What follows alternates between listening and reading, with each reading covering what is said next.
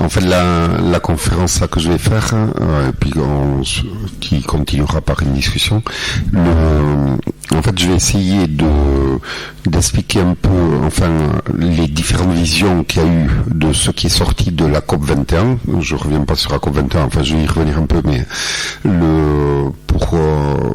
en fait, cet accord a été applaudi comme une grosse avancée sur le climat, etc. Donc, je vais essayer de me pencher dessus pour voir un peu ce qu'il en est vraiment. Et à partir de là, et ce faisant, je vais essayer d'expliciter quelques points qui expliquent en quoi il y a une vraie urgence et gravité du défi climatique. Et donc, je vais essayer d'approfondir ça. Et après, j'essaierai d'avoir quelques réflexions sur où on en est de la bataille du climat et est-ce qu'on est en train de la gagner ou de la perdre. Et je vais essayer de conclure sur quelque chose qui va se passer très près d'ici, à Pau, début avril, et qui éclaire d'une manière très particulière justement tout ce qui s'est passé pendant la COP, le contenu de l'accord de Paris, et qui nous éclaire aussi sur la stratégie et l'attitude à avoir dans les années à venir. Et donc, donc je conclurai sur ça et j'expliquerai ce qui est en train de se préparer et pourquoi une mobilisation d'une nature assez exceptionnelle est en train de se préparer pour bloquer ce sommet de Pau qui doit avoir lieu du 2 au 5 avril. Bien. Tout d'abord, avant d'analyser le contenu de l'accord de Paris, donc sur lequel s'est conclue la COP 21, rappelez que la COP 21 c'était donc une de ces conférences des parties organisées par l'ONU pour essayer de solutionner le problème du changement climatique qui ont lieu chaque année en fin d'année. Mais que cette COP21 a été très particulière, avait une importance particulière, non pas parce qu'elle avait lieu en France, à Paris, mais parce que dès 2011 à Durban, à la COP de Durban, il avait été décidé de centrer tous les efforts sur une COP exceptionnelle fin 2015. Pourquoi ? Parce qu'on était sur l'échec du sommet de Copenhague, qui n'avait pas réussi à déboucher sur un accord international sur le climat, et que les climatologues alertaient sur le fait qu'on rentrait vraiment dans la dernière fenêtre de tir pour éviter un certain nombre de choses gravissimes et pour éviter de franchir un certain nombre de seuils qui sont au niveau du climat vraiment très très importants. Et les climatologues disaient vraiment, là on est dans les 10-15 dernières années pour agir, et tous les chefs d'État du monde se disaient, bon mais là il faudrait qu'on arrête de déconner, on va se fixer une date fin 2015, et là on le préparera bien, on mettra en place vraiment tout ce qu'il faut pour réussir cette COP. Donc on refera pas l'expérience décevante du sommet de Copenhague, de la COP de 15 de Copenhague. Et du coup, l'objectif de cette COP 21, c'était donc d'arriver à un accord international sur le climat qui permette de contenir le réchauffement climatique au-dessous de plus 2 degrés à l'horizon 2100. Voilà. Et donc, fin 2011, on décide ça, on va se donner 3 ans, on va le préparer à fond, sérieusement, et cette fois-ci, on va réussir. Pourquoi objectif de contenir le réchauffement climatique au-dessous de 2 degrés à l'horizon 2100 ? Alors c'est pas un chiffre scientifique, c'est une décision politique qui a été d'ailleurs prise à l'époque du sommet de Copenhague. C'est en fait, on sait que à plus 1,5 degré, je vais revenir sur ces histoires de degrés parce qu'elles sont très importantes et surtout elles sont très mal comprises par la majorité de la population. Et des journalistes et des hommes politiques et tout y compris. On sait que à partir de 1,5 degré, il y a toute une partie du monde qui est très mal. L'Afrique, les îles du Pacifique, etc., etc. À partir de 1,6, 1,7 degrés d'augmentation, on casse un certain nombre de mécanismes du climat. Et à partir de 1,8, 1,9 degrés, on est dans ce qu'on appelle des effets de seuil. C'est-à-dire à partir de là, le réchauffement climatique ne va plus procéder de manière linéaire, de manière qu'on peut suivre d'une manière régulière, mais il y aura des effets de seuil, c'est-à-dire des augmentations exponentielles. Et on aura donc à partir de là vraiment des ruptures irréversibles et qui nous mettent dans une situation relativement incontrôlable. Bon, et on verra qu'après, entre cette zone-là de 1,9 degré et 3 degrés, 3 degrés 5, on rentre dans des choses encore plus graves, mais je vais y revenir. Donc c'est pour ça que cet objectif des 2 degrés avait été donné à la COP et contenir le réchauffement climatique au-dessous de 2 degrés, ça permettait ainsi d'éviter un certain nombre d'effets de seuil qui rendaient incontrôlable et irréversible le changement climatique. Donc quelques mois, enfin 2 mois, on est 2 mois après la COP 21 je pense, ou 3 mois, quel bilan en tirer? Et là il y a une formule qui a été donnée par Nicolas Hulot. Alors Nicolas Hulot était pendant la COP 21, je sais pas comment ça marche ce truc. Voilà. Non. Voilà. Donc Nicolas Hulot avait été nommé par François Hollande ambassadeur de la planète, envoyé spécial de la présidence française de la COP 21 pour travailler au succès de cette COP, parmi d'autres. Et il a eu cette formule après la COP 21. L'accord de Paris est un succès diplomatique. Par contre, au niveau climatique, il n'est pas du tout à la hauteur de la situation. Et je trouve que c'est la formule la plus juste et surtout la plus courageuse, vu qu'elle vient de quelqu'un qui a bossé de l'intérieur. Souvent, quand on bosse de l'intérieur, on a tendance à voir le verre à moitié plein et on a du mal à voir un peu les limites du travail qu'on fait. Et Nicolas Hulot, en fait, lui, il a eu à la fois cette lucidité et ce courage-là, d'après moi. Un succès diplomatique et en fait un échec sur le plan climatique. Alors c'est cette formule, là c'est moi qui dis échec climatique, lui il dit que c'est pas à la hauteur de la situation. Pourquoi je formule ça plutôt en termes d'échec, pour 4 raisons principales. La première, c'est qu'en fait, qui est assez essentiel, c'est que la COP21 finalement a failli à son mandat. Son mandat, donc fixé 3 ans avant, était de contenir le réchauffement climatique au-dessous de 2 degrés. Et si on additionne l'ensemble des engagements de réduction de gaz à effet de serre qui ont été pris par l'ensemble des États de la planète et qu'on les traduit en trajectoire climatique, on est en fait à plus 3 degrés. Et ça, c'est pas BC qui le chiffre, c'est l'ONU. Et donc, si les engagements qui ont été pris par tous ces États sont tenus à 100%, c'est-à-dire et on va voir tout de suite après que ça va pas être le cas, eh bien, on sera dans une trajectoire à plus 3 degrés. Bon, et là il faut qu'on s'arrête un peu sur ça, parce qu'on peut se dire, waouh, 3 degrés, bon, mais on va pas chipoter à 1 degré près, quoi. On va pas chipoter à 1 degré près. Et je pense que dans la tête des gens, c'est à peu près ça, de beaucoup de gens. Pourquoi ? Parce que ces histoires de degrés, c'est très trompeur. On se dit, tiens, il fera plus chaud. Il fera plus chaud, certains se disent, les plus optimistes, on sera en t-shirt plus longtemps. Donc, vous l'avez vu en intro, évidemment, ces degrés, ça veut pas du tout dire ça. Et la différence entre 3 degrés et 2 degrés, en fait, c'est un peu la différence entre une situation très très grave au niveau climatique et un crime climatique. Et en fait, pour faire comprendre la situation, moi j'utilise toujours une comparaison qu'utilisent d'autres. Il y a plein de gens qui l'utilisent. Elle n'est pas du tout de moi ou de nous. C'est la comparaison. Alors comparaison ne vaut pas raison. C'est pas du tout les mêmes situations et chiffres, mais c'est la comparaison avec la température du corps humain.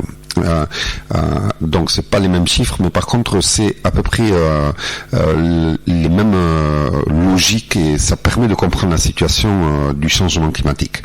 Le corps humain, on a une température de 37 degrés et demi, et on est bien. Vous rajoutez à ça 2 petits degrés et là on a la fièvre, une bonne fièvre, on est malade, des fois on reste au lit, ou en tout cas on n'est vraiment pas bien. Si vous rajoutez à ça 2 petits autres degrés, là c'est que vous êtes vraiment dans une situation où vous n'arrivez plus à travailler, votre cerveau fonctionne plus, et puis c'est pas que vous avez plus chaud, c'est en fait vous pouvez passer par des états où vous êtes glacé, vous êtes mal, etc. Et même vous êtes donc à plus 4 degrés, vous pouvez commencer pour certains en tout cas à tomber dans le coma, etc. Vous rajoutez ça 1 degré 5, etc. Vous pouvez mourir. Donc avec 5 petits degrés en plus, qu'est-ce qui s'est passé? C'est pas que vous avez eu plus chaud de 5 degrés, c'est qu'en fait les équilibres internes de votre corps se sont détraqués, ont été déstabilisés, et que petit à petit ça vous a amené au coma et à la mort. La fièvre du globe terrestre, elle, en fait, c'est donc la température, d'abord, la température moyenne du globe terrestre, elle est de 15 degrés aujourd'hui. C'est pas 37 degrés et demi, c'est 15 degrés. Et la fièvre du globe terrestre, c'est plus 0,85 degrés, c'est-à-dire moins 1 degré. C'est ces plus 0,85 degrés en 130 ans, depuis la révolution industrielle, qui ont causé tous les dérèglements climatiques qu'on connaît à l'échelle du globe et qui sont assez incroyables. C'est-à-dire la fonte massive des banquises, des glaciers de montagne, etc. La montée et l'acidification des océans, la multiplication des événements climatiques extrêmes et l'augmentation de leur intensité. Donc là, on a les canicules spectaculaires comme en Californie actuellement, les incendies de forêt qui ravagent ou les incendies qui ravagent des régions entières, les précipitations intenses qui provoquent des inondations spectaculaires, les typhons, l'augmentation de leur intensité, etc. Donc tout ce qu'on connaît là dans le monde et qui se multiplie d'une manière assez incroyable partout, et maintenant ça frappe les pays du Nord aussi, c'est une augmentation de plus 0,85 degrés en 130 ans. Donc on comprend bien que le fait d'aller vers 2 degrés, 3 degrés ou 5 degrés, c'est quelque chose d'assez extraordinaire. En fait, c'est quelque chose qu'on a du mal à imaginer, parce que ça s'est jamais passé, en tout cas aussi vite. Ça s'est passé dans l'histoire de la planète, mais ça s'est jamais passé en aussi peu de temps, et ça s'est jamais passé sur une planète habitée par 7 milliards ou bientôt 10 milliards d'êtres humains. En fait, un monde à plus 5 degrés, il y en a eu, et c'est ça qu'il faut comprendre, juste, ou moins 5 degrés, on va dire. On prend une différence de moins 5 degrés par rapport à la situation actuelle, c'est la dernière période glaciaire. C'est moins 5 degrés, donc il fait beaucoup plus froid qu'aujourd'hui, c'est moins 5 degrés donc en moyenne sur le globe, mais surtout ça dessine un monde radicalement différent. Moins 5 degrés, les océans étaient 130 mètres ou 120 mètres plus bas qu'aujourd'hui. On allait à pied de la France à l'Angleterre. C'est ça un monde à moins 5 degrés, 5 petits degrés. Le moins 5 degrés, c'est une calotte glaciaire sur la partie nord de l'Europe d'1 kilomètre d'épaisseur. Donc c'est un monde radicalement différent. Et ces changements de 5 degrés, ils n'ont pas eu lieu en 100 ans ou en 200 ans comme ceux dont il est question aujourd'hui. Ils ont eu lieu en 10 000 ans dans un monde qui était peuplé, soit pas peuplé du tout la plupart des fois, et puis la dernière fois un monde qui était peuplé de quelques millions d'êtres humains au maximum, qui ont eu des milliers d'années, ça se 70 000 ans, qui ont eu 15 000 ans, des milliers d'années pour migrer vers d'autres contrées petit à petit, et puis pour s'adapter ou pas s'adapter au bouleversement que ça a mené sur le monde. Là, ce qu'on est en train de nous parler, c'est ceci d'ordre de grandeur à l'échelle d'un siècle, de quelques décennies, etc. Et c'est ça qui est très très difficile à imaginer, parce que alors évidemment les effets d'une mer à 130 mètres plus basse ou plus haute, ça se passe pas comme ça en quelques années, hein. C'est des phénomènes qui après vont prendre des centaines d'années à se faire, mais quand c'est parti, c'est parti. Et évidemment, il y a des effets et on voit déjà avec 0,85 degrés aujourd'hui ce qui se passe, et il y a des effets qui se multiplient et qui à partir de 1,9 à 3 degrés, 3 degrés 5, on appelle ça l'effet Runaway en anglais, excusez-moi l'accent, c'est un peu le changement climatique en fait s'auto-alimente, c'est-à-dire que à partir de entre 1,9 et 3 degrés 5, il y a un certain nombre d'effets de seuil alors dont les plus connus sont par exemple la fonte du permafrost en Sibérie, dans des parties du Canada. Ce permafrost, c'est ce sol gelé qui contient d'immenses quantités de gaz à effet de serre, et notamment de méthane, et qui, s'il fond, et il a commencé à fondre, relâcherait dans l'atmosphère la quantité équivalente de gaz à effet de serre qu'on a relâché depuis la révolution industrielle.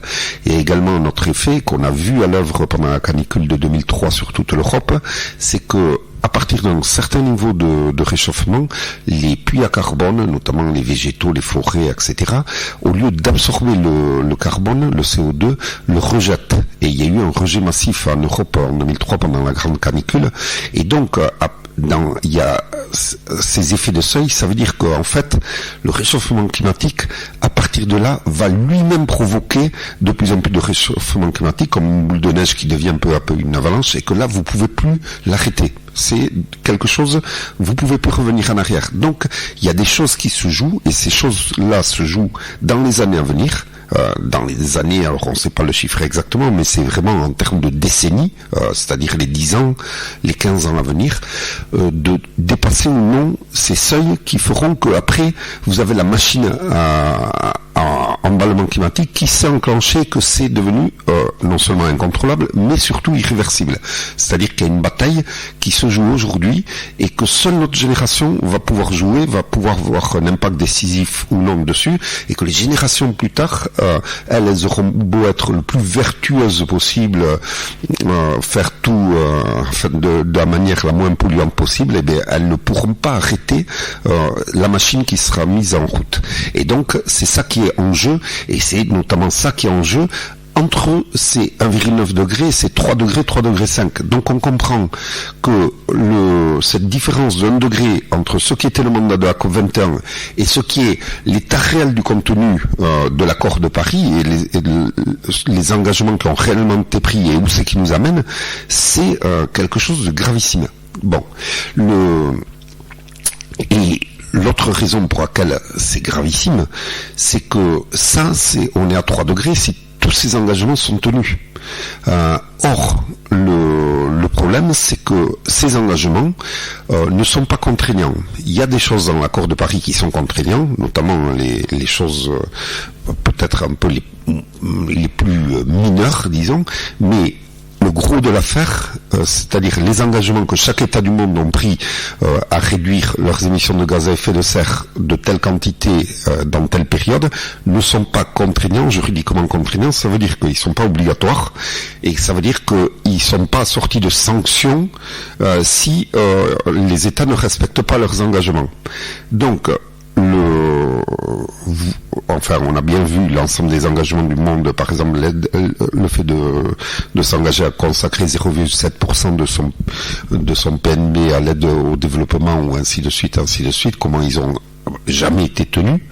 Vous pensez bien que des engagements qui concernent des remises en cause qui vont s'affronter à des intérêts très puissants des industries automobiles, pétrochimiques, agroalimentaires, etc., dans des contextes de crise qui vont venir, etc., avec un pouvoir de plus puissant, de plus en plus grand des grands groupes économiques par rapport aux États, dans les années à venir, moi, j'ai du mal à croire que ces engagements puissent être tenus, non pas à 100%, mais même dans une grande partie, à partir du moment où il n'y a pas de système de sanctions, s'ils sont pas tenus. Et donc, moi personnellement, quand j'ai vu le déroulement de l'accord de la COP21, et pas que moi personnellement, mais nous collectivement au niveau, par exemple, d'Alternativa, on s'est dit, là, on est parti sur une trajectoire de 4, 5 degrés, etc.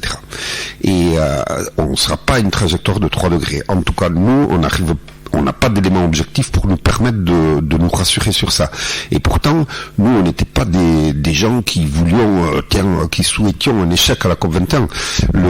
On savait à peu près tout ça, et ça, parce qu'en fait, on le savait à l'avance. Notre lecture de la COP21 était à l'avance. Pourquoi? Parce que, par exemple, ces engagements qui ont été connus pour beaucoup d'entre eux dès juin, mais pour la quasi-totalité dès octobre-novembre, n'étaient pas renégociés pendant la COP21. C'est-à-dire que la COP21 ne renégociait pas le niveau d'engagement des États. Et donc, on avait déjà une lecture avant la COP de ce qu'allait être l'accord, mais nous, on aurait souhaité la situation contraire. On aurait souhaité pouvoir applaudir à quelque chose qui nous amenait vraiment dans le bon sens et dans la résolution du problème de ce dérèglement climatique en cours d'aggravation et d'accélération.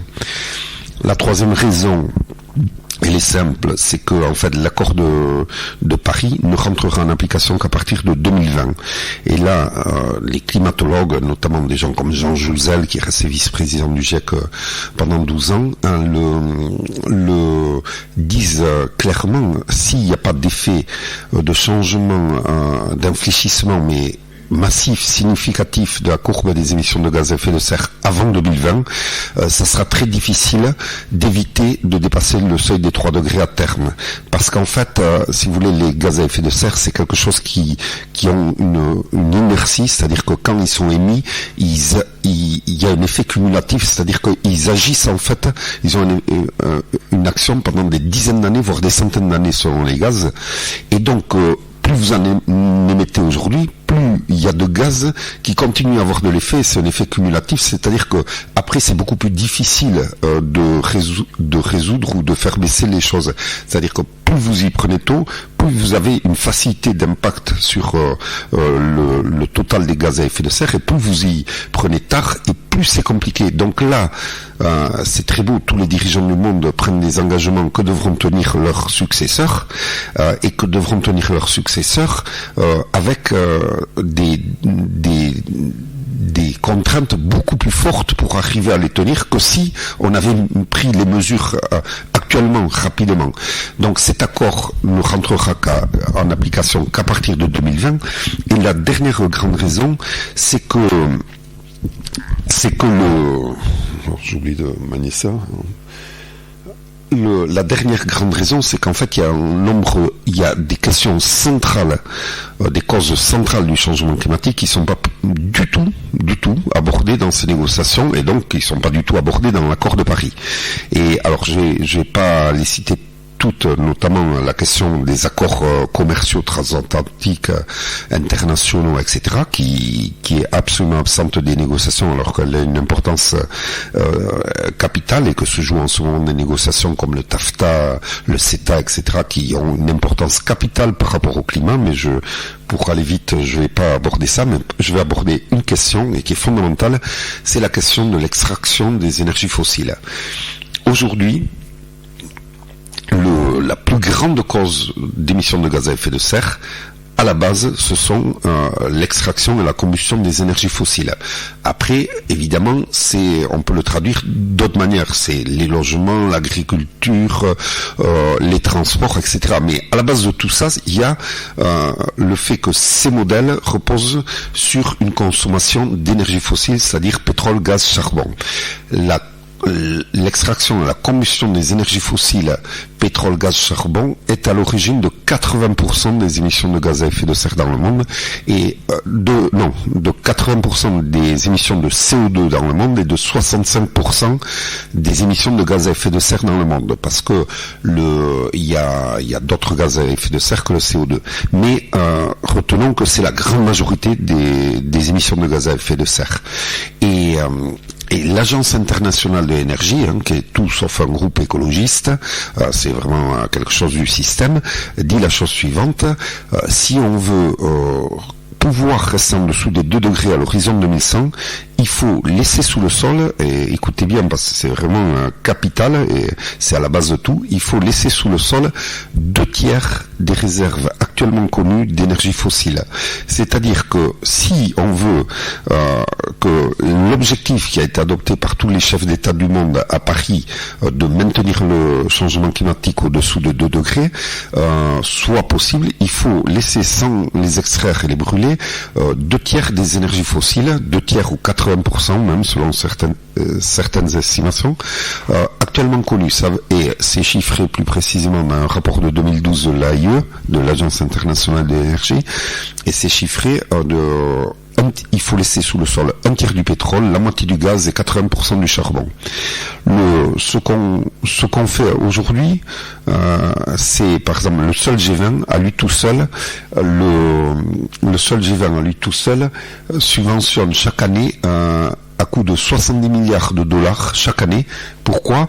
Pour explorer afin de trouver de nouvelles réserves d'énergie fossile. C'est-à-dire qu'on sait que si on extrait plus d'1/3 des réserves d'énergie fossile actuellement connues, on est à plus de 2 degrés, mais en fait on subventionne le fait d'en trouver de nouvelles en plus de ces 100%, alors qu'on a le droit d'en consommer que 33%.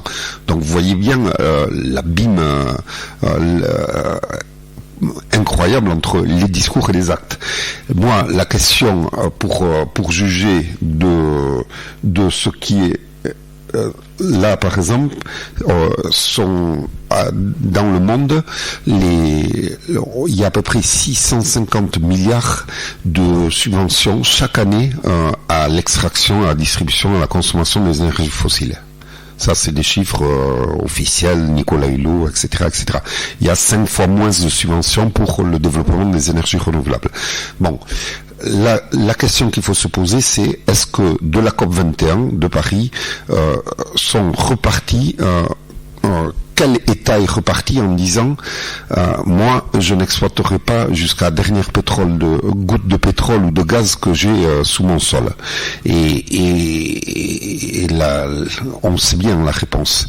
Et donc parce que vraiment là il y a un vrai problème de ces négociations et qui sont le fait que si vous voulez mettre d'accord tout le monde, tous les États du monde, etc., mais vous n'abordez pas les sujets qui fâchent. Et donc pour les sujets qui fâchent, c'est notamment si on veut vraiment garder le changement climatique au-dessous de 2 degrés, il faut que les pays qui ont des réserves de pétrole, de gaz, de charbon acceptent de ne pas les exploiter en totalité et même en majorité. Et ça, personne ne veut en parler. Donc, en fait, dans les négociations internationales, on parle de ce qui sort de la cheminée, les émissions de gaz à effet de serre, mais personne ne parle de ce qui les fait rentrer. Et il n'y a pas une fois le mot énergie fossile dans les dizaines de pages de l'accord de Paris. Donc, voilà où on en est. Voilà la lecture donc que nous on a tirée de l'accord de Paris, sachant que évidemment ça a été pas du tout la lecture qui a été majoritairement retransmise à l'échelle du monde dans les médias et même dans l'enceinte du Bourget, où en fait ça a été c'est comme si la navette avait atterri sur Mars, tout le monde s'est jeté dans les bras, pleuré, s'est applaudi, etc. Et tous les chefs d'État du monde, mais aussi plein d'ONG, etc. Donc Comment s'expliquer que tant de monde ait dit waouh, c'est super, on a vraiment fait quelque chose d'incroyable. Quand on vient d'entendre le constat, moi c'est noir que j'en trace. Donc en fait je vais reprendre à peu près la plupart des arguments de ces gens. Alors je vais les reprendre notamment d'une interview qu'avait donnée très vite après Laurence Toubiana. Laurence Toubiana, c'était la cheville ouvrière de la présidence française de la COP 21. C'est quelqu'un vraiment de compétent en matière de climat, de sincère. Je pense que c'est vraiment quelqu'un qui se bat pour essayer de résoudre cette question du changement climatique. Et donc c'était disons la chef de la présidence française, c'était elle, c'était Fabius évidemment la vitrine, mais c'était elle qui faisait le travail. Et Laurence Toubiana, donc dans une longue interview, a expliqué en quoi l'accord de Paris était une grande réussite, un grand succès, et grosso modo voilà ces arguments. Voilà ces arguments. Donc ces arguments, c'est d'une part que pour la première fois de l'histoire, et elle a raison, on a enfin un accord international qui met un peu tout le monde d'accord sur un diagnostic, des références communes et des objectifs. Et c'est effectivement la première fois de l'histoire qu'on arrive à faire adopter par tout le monde ça. Le protocole de Kyoto, c'était qu'une minorité des États du monde, même s'il y avait l'Europe, mais il n'y avait pas, par exemple, les États-Unis, la Chine, etc., qui sont des gros émetteurs de gaz à effet de serre. Donc là, il y a effectivement une grosse avancée. Deuxièmement, donc cet accord est un outil, c'est-à-dire ça sert ça va servir de cadre, de référence pour tous ceux qui veulent aller plus loin en essayant de résoudre le problème climatique. Donc, grosso modo, le discours de Toubiana, c'est de dire, bien sûr, cet accord ne résout pas le problème, mais cet accord servira à résoudre le problème. Donc, après ce qu'elle dit, et on peut être que d'accord quand on connaît la situation avec elle, c'est que si son contenu et sa nature sont largement insuffisants et insatisfaisants, ils sont pourtant ce qu'on pouvait espérer de mieux au vu du rapport de force qu'il y a actuellement à l'échelle du monde, de la situation des intérêts des différents États, etc. Et c'est vrai. Par exemple, tout à l'heure je disais, cet accord, les engagements sont pas contraignants, mais si on avait voulu exiger qu'il soit contraignant, les États-Unis n'auraient jamais adopté cet accord parce que, à partir de là, s'il était contraignant, il devait passer par le Sénat, et le Sénat étant aux mains des républicains, il pouvait pas adopter ça, il pouvait pas le ratifier. Et il y a plein de choses comme ça. Donc, effectivement, au vu de la situation actuelle, on pouvait difficilement espérer plus que ça. Et globalement, l'autre chose aussi, les deux autres choses sur lesquelles elle insiste, c'est qui s'est fixé des objectifs très ambitieux, parce que donc il s'est fixé comme objectif de contenir le réchauffement climatique au-dessous de 2 degrés, mais il fixe même un objectif qui était porté notamment par les îles du Pacifique et par l'Afrique, d'essayer de revenir à 1,5 degré. Bon, ça c'est effectivement très ambitieux, même à un tel point qu'en fait tous ceux qui connaissent un minimum l'histoire du climat, enfin ce qui est en jeu et comment ça fonctionne, etc., savent que c'est impossible cet objectif de 1,5 degré aujourd'hui, où ça supposerait une révolution là immédiatement dans les 2 ans, 3 ans à venir.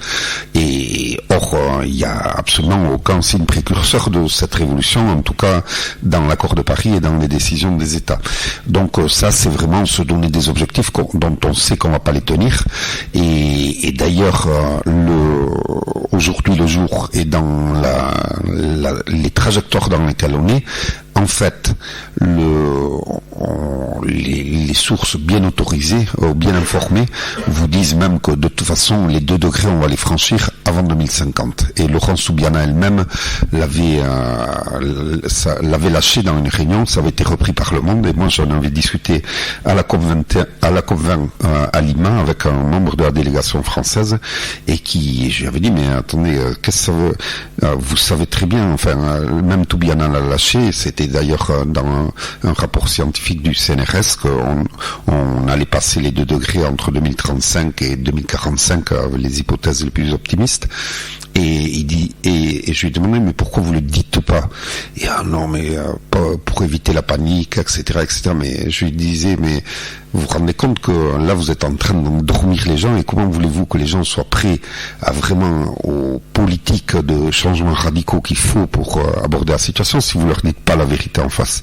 Et si vous dites, si ces vérités-là elles restent confinées dans vos milieux autorisés, etc. Et donc voilà, je ferme cette parenthèse, on pourra y revenir dans les questions. L'autre chose qu'elle souligne, et elle a raison aussi, c'est qu'il y a une grosse avancée dans cet accord de Paris, c'est que ont été instaurés des mécanismes de révision obligatoire du contenu de l'accord tous les 5 ans et avec effet cliquet. Enfin, c'est-à-dire que la révision entraîne obligatoirement qu'il soit revu à la hausse. On peut pas les revoir à la baisse. Et donc ça, quelque chose pour lequel a vachement bossé la France et qu'effectivement elle a réussi à faire passer. Et enfin, et je pense que et notamment quand les gens, tout comme moi que je connais, qui ont l'occasion de discuter sérieusement avec Toubiana et tous ces gens-là, ce qu'ils leur disent, Toubiana et tous ces gens-là, c'est oui, mais d'accord, on sait toutes les insuffisances, etc. de cet accord, mais comprenez bien, on est en train de faire une prophétie autoréalisatrice. C'est-à-dire que plus on est persuadé que l'accord de Paris est ambitieux, a une portée ambitieuse, importante, et plus on envoie un signal fort à tous les investisseurs du monde qui vont se dire waouh, l'avenir n'est plus au carbone, n'est plus aux énergies fossiles, donc moi j'ai intérêt à désinvestir de ce secteur et à investir dans les secteurs d'avenir, c'est-à-dire les énergies renouvelables, les politiques de sobriété, etc., etc.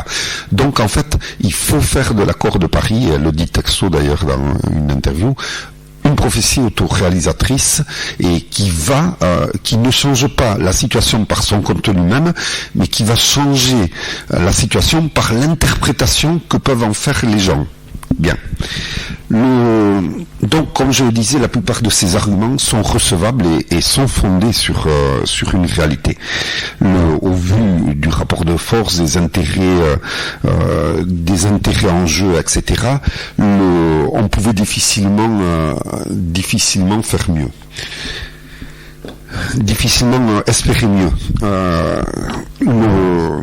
Au vu des positions réelles des États, et des États, quand je dis des États, notamment de l'Union européenne, qui a eu une attitude ultra décevante pendant toute cette COP21, alors qu'elle était vachement en pointe à l'époque de Copenhague, et là elle n'était pas du tout parmi les puissances les plus ambitieuses au niveau de ce qu'elle revendiquait dans les contenus, bien au contraire.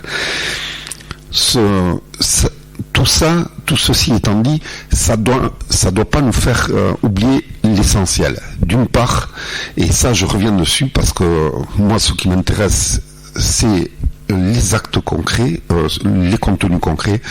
La COP21, quelle que soit l'explication, et là je veux pas balancer sur le travail de la présidence française, etc., mais la COP21 a failli à sa mission qu'on lui avait assigné 3 ans avant, qui était de contenir ou de permettre de contenir le réchauffement climatique mondial au-dessous de plus de 2 degrés.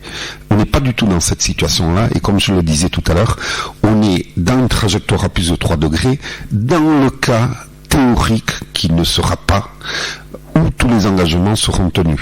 Et donc on est bien pire. Deuxième chose, donc la présence de l'objectif de 1,5 degré n'y change rien. Moi j'étais ahuri par les journalistes qui disaient mais comment ça vous dites que c'est une trajectoire de 3 degrés, mais ils ont signé pour 1,5 degré, mais oui, ils ont signé qu'ils se donnaient comme objectif 1,5 degré, mais ça veut l'important c'est où c'est que nous mènent les mesures. Et à Copenhague aussi, on avait déjà dit qu'il y avait la déclaration finale de Copenhague engagée à rester au-dessous de 2 degrés, et à Durban en 2011, on affectait déjà comme objectif de rester en dessous de 2 degrés, voire de 1,5 degrés. Donc il y a rien de nouveau en fait sous le soleil. Les mécanismes obligatoirement à la hausse sont un vrai acquis, et ça c'est vrai. Et sauf que ils ne vont rentrer en application qu'à partir de 2025. C'est-à-dire que en fait, comme l'accord ne rentre en application qu'en 2020, et du coup les mécanismes de révision seront concernés 5 ans après, c'est-à-dire en 2025. Et là, c'est vraiment beaucoup trop tard. C'est dans les années à venir, et au pire en 2020, qu'il aurait fallu revoir à la hausse les engagements.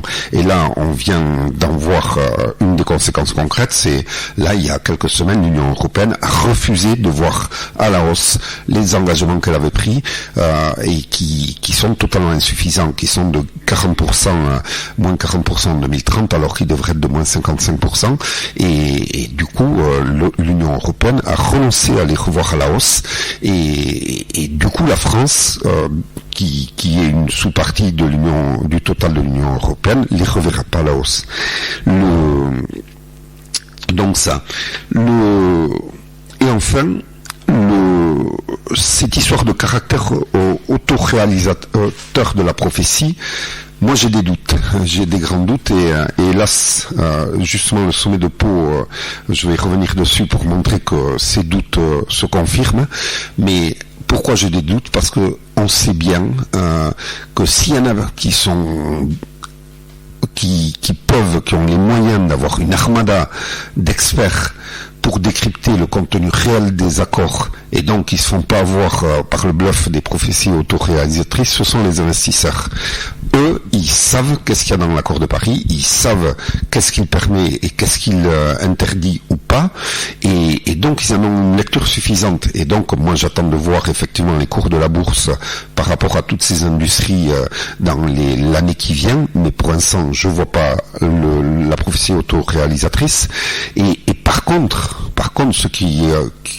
ce qui risque fort de se passer, et qui s'est passé d'après moi avec la COP21, c'est que ceux qui ont cru à ce qu'on leur a dit, c'est-à-dire qu'il y avait un accord qui réglait la question du climat, c'est l'opinion publique mondiale.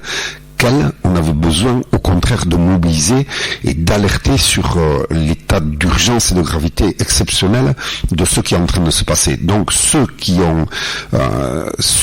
sont visés par la soi-disant prophétie autoréalisatrice, d'après moi, ils vont pas se laisser avoir. Par contre, ceux qu'on devrait au contraire alerter et mobiliser, eux, ils risquent fort d'être victimes de cet endormissement-là. Donc, tout ceci étant dit, ça c'était un peu la présentation des différentes visions de contenu de l'accord de Paris.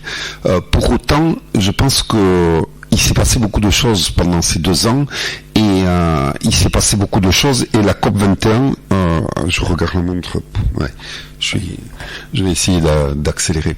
En fait, la COP21 a été quand même une échéance qui a fait articuler beaucoup de choses et qui, à l'échelle du globe, font qu'on n'est pas dans la même situation qu'en 2011, en 2012, etc. Et qu'il y a quand même beaucoup de choses qui ont changé dans le bon sens et à une manière avec un rythme assez rapide et qui permettent quand même d'avoir des raisons d'espérer. En tout cas, nous c'est un peu ce qu'on disait chaque fois qu'on faisait des conférences un peu partout. Bien entendu, la situation est grave. Bien entendu, il y a cette question du changement climatique qui est en train de s'accélérer et qui risque de connaître des accélérations, des moments d'accélération et ainsi de suite. Mais en face, il y a aussi une prise de conscience qui s'accélère, qui bouge à l'échelle mondiale, et du coup, tout comme le changement climatique va pas être quelque chose de linéaire, hélas, mais va être quelque chose qui va connaître des grandes montées exponentielles, nous on mise sur le fait que la prise de conscience, la mobilisation va connaître et est en train de connaître des accélérations, et que beaucoup de choses peuvent bouger dans les années à venir. Quelques exemples très rapides pour ça. En 2014, aux États-Unis, il y a eu la plus grande manifestation depuis l'histoire du Vietnam aux États-Unis, et c'était justement une manifestation par rapport au climat. Et donc, ça a été vraiment un truc énorme. Et il y a beaucoup de choses qui ont bougé, qui bougent, et on va y revenir tout à l'heure, aux États-Unis par rapport à ça. Et aider à la fois par la mobilisation, la prise de conscience, les catastrophes climatiques qui s'enchaînent aux États-Unis, de Katrina à l'ouragan Sandy qui a fait 60 milliards de dégâts en quelques jours, à la canicule en Californie, etc., etc.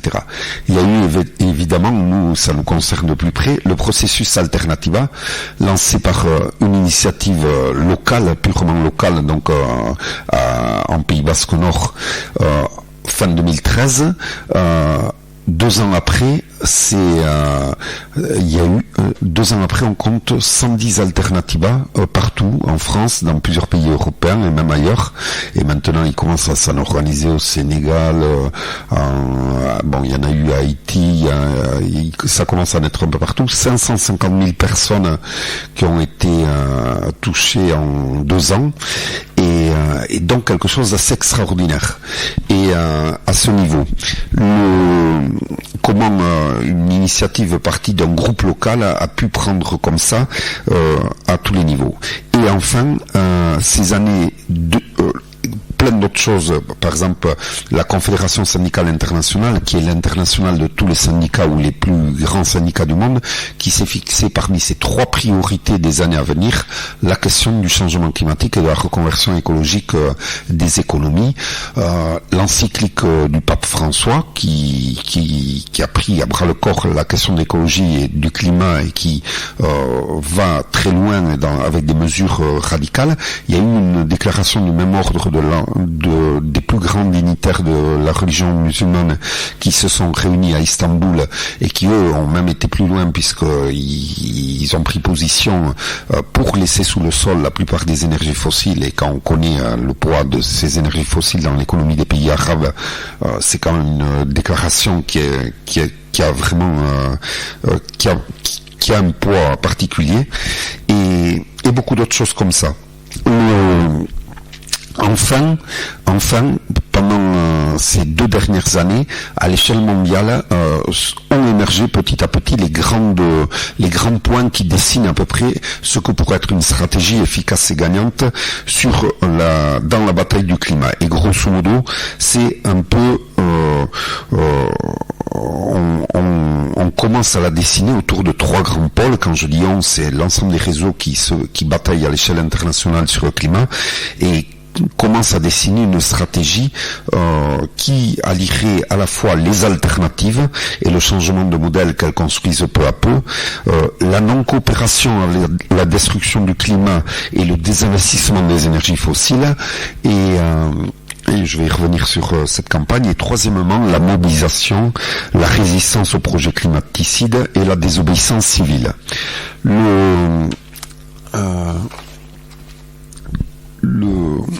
Donc les alternatives, bon, je vais pas m'étaler ici sur ça parce que je pense que ici tout le monde est un professionnel ou une professionnelle de l'alternative dans cette chambre d'agriculture alternative. Ces alternatives, c'est toutes celles qui permettent de baisser de manière importante les émissions de gaz à effet de serre au niveau de l'agriculture, de l'alimentation, des transports, des logements, des modes de production, de distribution, de l'aménagement du territoire et évidemment des modèles énergétiques. Et nous, ce qu'on a essayé d'expliquer pendant tout ce processus alternative, donc ces alternatives qui sont dans les mains des citoyens, des collectifs, des communautés, des villes, des territoires, construites autour d'un même schéma. Donc nous, ce qu'on a expliqué, c'est que c'est pas tellement des solutions techniques. En tout cas, c'est plus des changements démocratiques et sociaux que des solutions techniques, parce que la question, c'est pas de trouver les techniques qui permettent d'émettre moins de gaz à effet de serre. C'est en fait quel changement de logique on commence à avoir dans tous les domaines de notre vie, et notamment le scénario Négawatt a bien défini un peu le triptyque qui vaut sur l'énergie, mais qui peut valoir partout ailleurs, c'est-à-dire au niveau des transports, de l'agriculture, de la production, etc. C'est en premier lieu viser la sobriété énergétique, c'est-à-dire diminuer le besoin, la demande en énergie. Après, essayer de fonctionner de manière plus efficace, plus économe, et à la fin, ce qui reste à assurer en besoin d'énergie, le faire de manière renouvelable ou recyclable dans d'autres domaines. Ça, c'est important, parce qu'autrement les gens se ruent sur le fait que, tiens, mais on va faire des voitures électriques. Comme si la solution c'était de passer les voitures électriques. Aujourd'hui, le problème, c'est pas que les voitures marchent à l'essence, c'est qu'on a besoin d'une voiture pour 2 habitants. En France, il y a 32 millions de voitures, c'est-à-dire une voiture pour 2 habitants, bébé compris. si on applique ce schéma un peu alternatif de sobriété, mais qu'est-ce que ça veut dire la sobriété? Je parle des voitures, des camions, c'est relocaliser nos vies, nos économies, etc.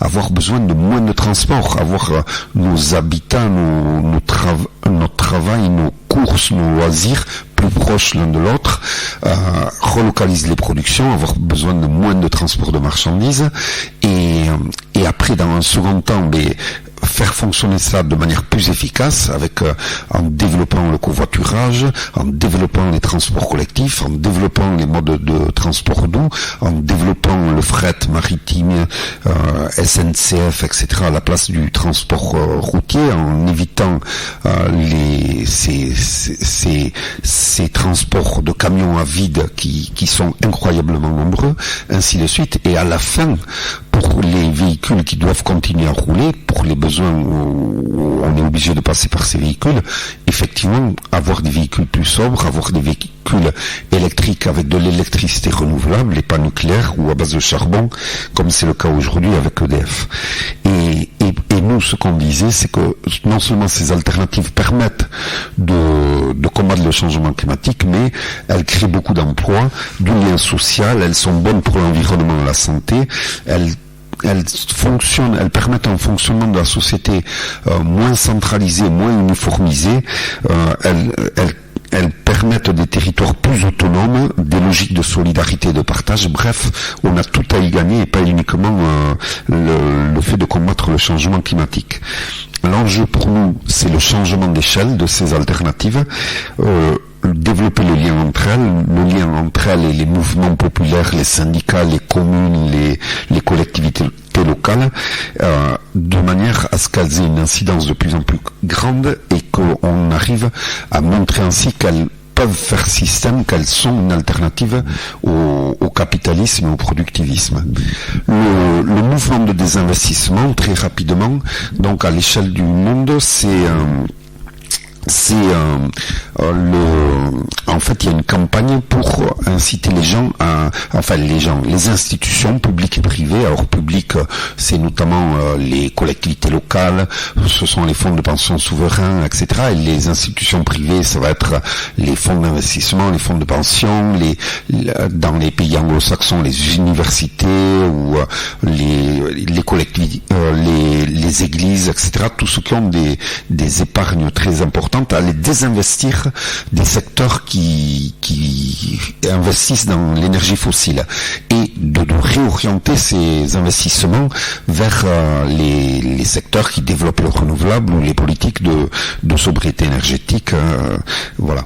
Et du coup, ce mouvement qui s'est créé il y a très peu de temps, il y a 2 ans comme ça de manière importante, en septembre 2014, il y avait 181 institutions qui pesaient à peu près pour 50 milliards de dollars d'actifs qui étaient engagés dans ce mouvement de désinvestissement. Un an après, à peine, en décembre 2015, il y avait 500 institutions qui pesaient 3200 milliards de dollars à l'échelle du monde. C'est évidemment trop peu, mais on voit que il y a là des bons en avant considérables et que il y a une vraie accélération des choses qui sont en train de se faire à ce niveau.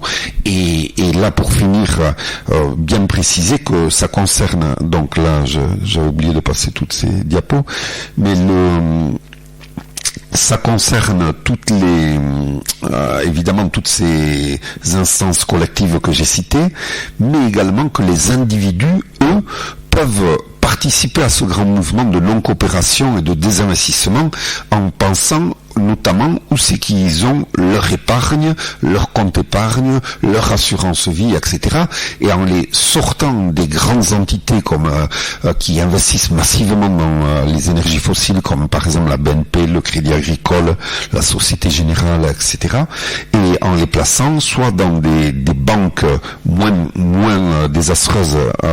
Il y a le Crédit, la Poste, la Banque Populaire, etc. Et puis il y a des banques comme la NEF, qui sont des banques éthiques, qui ne financent que des investissements socialement ou écologiquement responsables. Et il y a également plein de systèmes qui utilisent l'épargne populaire pour développer des initiatives bonnes pour le climat et bonnes en général socialement et écologiquement. écologiquement intéressantes comme INR ou Ours India, par exemple, en y parler. Et enfin, au niveau de la mobilisation, donc, le troisième axe, la mobilisation, là aussi, donc, je disais, il y a eu quand même une accélération, une montée en puissance de la mobilisation qui nous permettent d'espérer pas mal de choses dans les temps à venir. Donc, là, la COP21 devait être un moment phare de cette mobilisation, mais évidemment après les attentats du 13 novembre, les 130 morts, le traumatisme qu'ils ont causé et l'état d'urgence qui s'en est suivi, le panorama a radicalement changé. Pour Alternativa, en fait, nous, on avait misé 90% de nos stratégies avant la COP21, donc avant même ces attentats, on avait créé toute une dynamique de mobilisation et fait à peu près le plus gros du truc. Donc ça nous a pas vraiment déstabilisé ou affecté, à part évidemment le traumatisme qu'ont senti les gens après ces attentats, etc. Mais ça nous a pas déstabilisé parce que on avait fait 90% du boulot avant la COP21 elle-même, avec notamment les 110 villages des alternatives qui s'étaient fait un peu partout, le tour Alternativa qui avait duré 4 mois et traversé 187 territoires différents, son arrivée à Paris les 26-27 septembre dans une alternative à Paris qui a réuni 60 000 personnes pendant 2 jours à la place de la République et qui a été la plus grosse mobilisation sur le climat de toute l'année 2015 en France finalement, puisque celles de la COP21 ont été complètement chamboulées. Et qui a été, au-delà du quantitatif, un grand moment vraiment de convergence des luttes, des alternatives et des résistances. De ce processus a émergé une nouvelle génération militante qui s'est formée petit à petit et qui, là, il y a quelques semaines à Bordeaux, lors d'une coordination qui a réuni 175 représentants de tous les coins de l'Hexagone, de Belgique, de Suisse, a mis en place une nouvelle équipe et un nouveau fonctionnement. Et donc, cette nouvelle génération militante qui a été une des principales ou la principale force militante pendant la COP21 et qui a fait un peu tout ce qu'elle avait prévu de faire comme le village mondial des alternatives, etc., mais également qui a mis en place des choses qu'elle avait pas prévues, comme alors d'abord aussi, ce que j'ai oublié de préciser, c'est une nouvelle génération qui a mis en place, qui a développé pendant toutes ces 6 derniers mois tout un nouveau registre d'action qui est très inspiré de ce qu'on fait ici avec notamment BC et d'autres structures bien avant nous, Annie Paraldé, Anne Esqualeri, mais de l'action directe non violente, de la désobéissance civile et qui s'est vachement développé un peu partout en France avec beaucoup d'actions de tous les côtés dans tous les coins de France, notamment alors, le fameux mouvement des fauchages de chaises, mais également plein d'autres actions il y a tout un mouvement qui s'est créé, alors notamment ça s'appelle Action non violente COP21 avec plus de 2000 volontaires inscrits sur tout l'Hexagone donc ça, et cette génération qui a su, malgré l'état d'urgence et les interdictions des rassemblements, faire non seulement ce qu'elle avait prévu de faire, c'est-à-dire le village mondial des alternatives et d'autres choses comme ça, mais également remplacer les manifestations interdites par la fameuse chaîne humaine du 29 novembre, qui a réuni 10 000 personnes, et par le rassemblement du 12 décembre, ça c'est le sommet des 196 chaises à Montreuil, donc où il y avait les 196 chaises réquisitionnées partout en France et qui a été inauguré par un Aurechou pour souligner l'origine de ce mouvement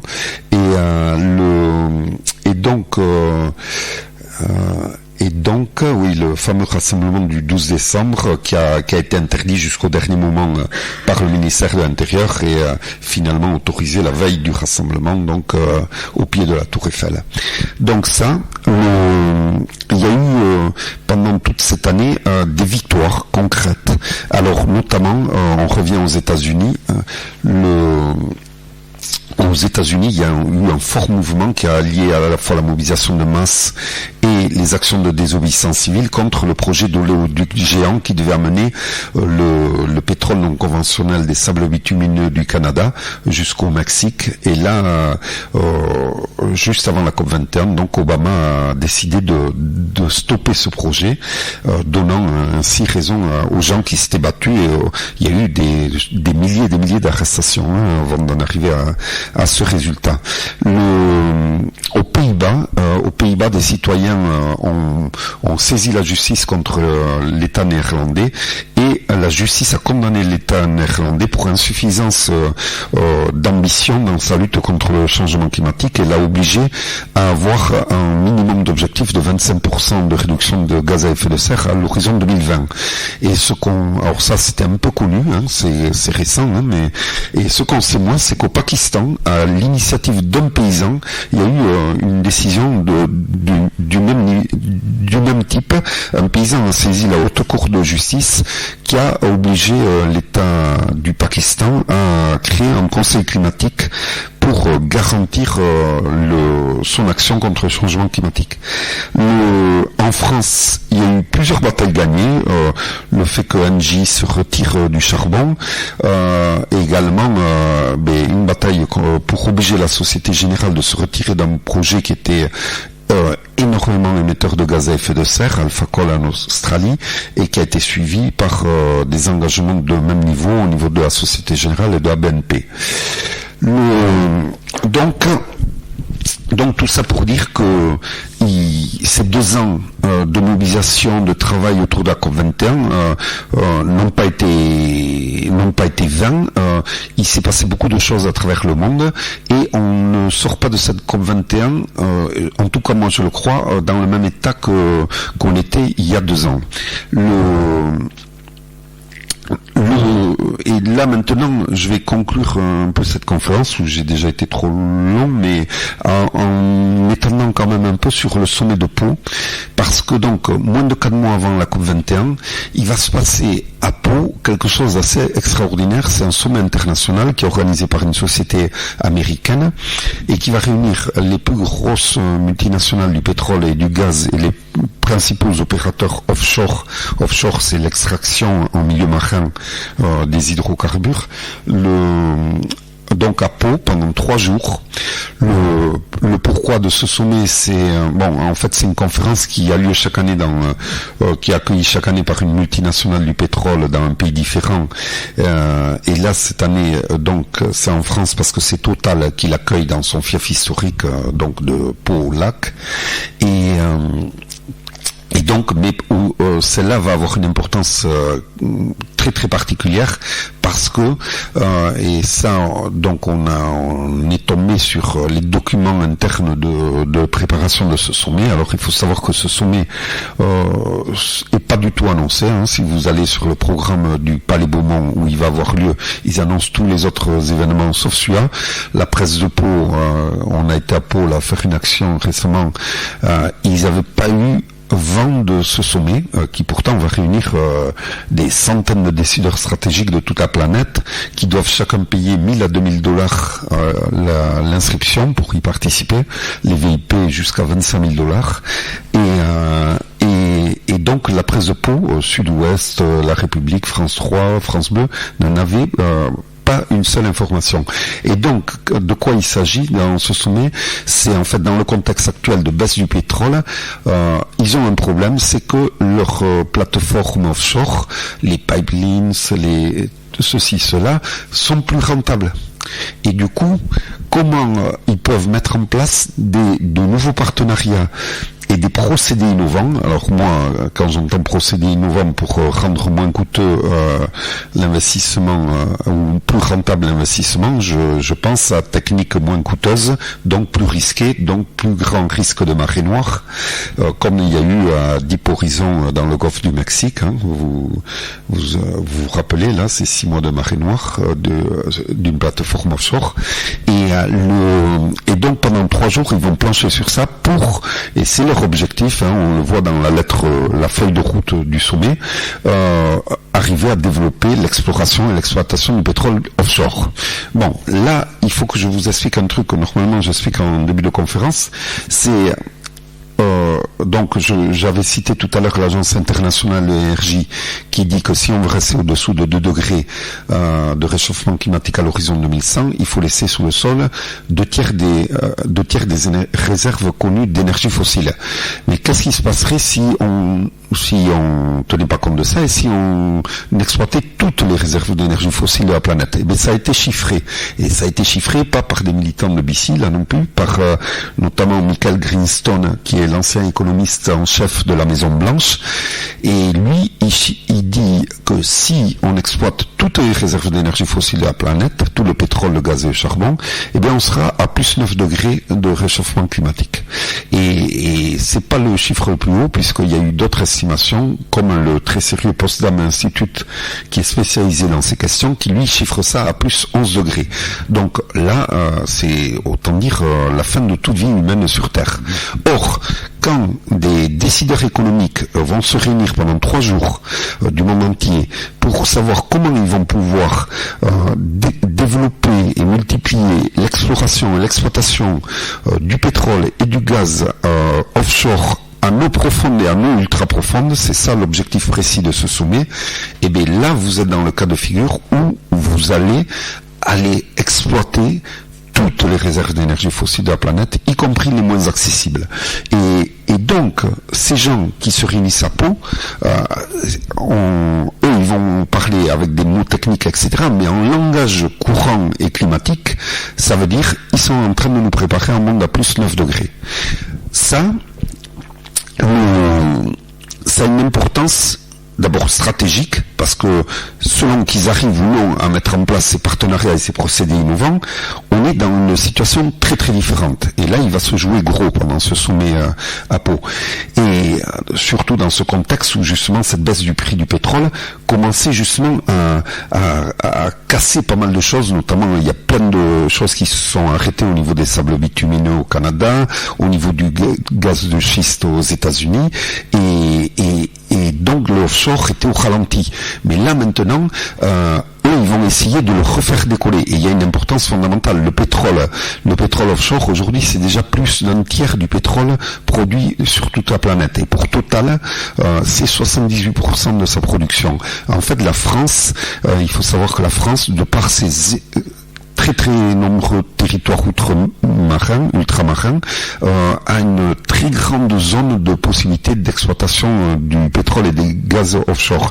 Ils ont d'ailleurs donné récemment un permis vers Madagascar. Et nous, en Pays Basque, on est particulièrement concernés. Pourquoi? Parce que ces 2 dernières années, plusieurs permis ont été donnés pour explorer en offshore dans le golfe de Biscaye. Il y a plein de permis qui ont été donnés entre Bordeaux et Bilbao, et donc à plusieurs compagnies pétrolières. Et donc mais surtout, il y a une importance symbolique, c'est-à-dire il y a une indécence et un cynisme complet à venir 4 mois après dans l'État français où a eu lieu la COP21, où tous les regards du monde ont été fixés, où à Paris tous les chefs d'État du monde, tous les États du monde ont adopté un accord qui se donne comme objectif, où ils s'engagent à contenir le réchauffement climatique au-dessous de 2 degrés, voire de 1,5 degré, et dont Laurence Toubiana voulait faire une prophétie autoréalisatrice. Et moins de 4 mois après, il va y avoir les principaux multinationales pétrolières et gazières du monde qui vont se réunir dans ce même État français avec une feuille de route où il n'y a pas une seule fois le mot climat, il n'y a pas une seule fois le mot COP21, il n'y a pas une seule fois le mot accord de Paris, et où il est absolument pas question de voir comment ils vont commencer à reconvertir leurs industries, comment ils vont commencer à s'adapter et essayer de viser des trajectoires bas carbone, mais au contraire, comment ils vont continuer comme avant, comme s'il n'y avait jamais eu la COP21, comme s'il n'y avait jamais eu l'accord de Paris, et comme si... Et non seulement comme avant, mais pire qu'avant, c'est-à-dire en développant vraiment l'exploitation en eau profonde et ultra profonde à fond. Et donc, nous, notre notre analyse, et c'est pour ça qu'au niveau de l'ensemble des mouvements qui se sont mobilisés pendant la COP21, alors c'est parti d'Action non violente COP21, mais il y a aujourd'hui la coordination européenne des alternatives qui a décidé de se mobiliser à fond dessus. Il y a l'organisation internationale 350.org, il y a Attaque France, les Amis de la Terre France qui sont eux-mêmes en train de mobiliser les Amis de la Terre Europe, il y a Surfrider Fondation Europe, il y a Nation Océan, et il y a des mouvements locaux comme BC, le village Emmaüs Escarpeau, etc. On a décidé de bloquer ce sommet, c'est-à-dire d'empêcher soit sa tenue, soit son bon déroulement. Et on l'a décidé parce que on pense que ce sommet, en fait, va être en quelque sorte la véritable conclusion de la COP21 et va être le moment d'ouvrir et la manière d'ouvrir la nouvelle séquence qui s'ouvre, qui commence après la COP21. On pense que pour que cette COP21 se termine bien et que la nouvelle séquence s'ouvre bien, il faut que les peuples et les citoyens rentrent en scène. Nous, qu'est-ce qu'on dit ? Pour nous, les objectifs de la COP21, de contenir le réchauffement climatique au-dessous de 1,5 degré ou de 2 degrés, pour nous, on les prend au sérieux. Ils ne doivent pas rester lettres mortes. Ces gens-là, dont on attendait que la COP21 joue comme une prophétie autoréalisatrice, qu'elle leur envoie un signal fort et qu'ils commencent à changer leurs investissements d'épaule, on voit bien qu'en fait, pour eux, c'est nul et non avenu, que cet accord de Paris les engage en rien et qu'ils n'en ont rien à faire du fait que tous les États du monde aient adopté l'objectif de contenir le changement climatique, le réchauffement climatique au-dessous de 2 degrés. Eux, leur seul souci, c'est comment ils vont continuer à faire du profit, à remplir les poches de leurs actionnaires, et ça, quitte à mettre l'avenir de l'humanité en danger, voire en situation d'invivabilité totale. Et donc, c'est pour ça que nous, le discours qu'on tient, c'est que aujourd'hui, après cette COP21, après ces engagements pris par l'ensemble des États du monde, c'est plus possible d'accepter quelque chose comme ça. Pour nous, c'est à peu près du même ordre que s'il y avait les narcotrafiquants de la planète qui se réunissaient à Pau en disant on est dans un contexte de baisse du prix de l'héroïne et de la cocaïne, ça rend plus difficile de continuer nos investissements dans nos laboratoires, etc. Et donc on va se réunir au su et au vu de tout le monde, enfin sauf que là ils se cachent, pour essayer de mettre en place des partenariats, des procédés innovants pour refaire devenir rentable le trafic d'héroïne et de cocaïne.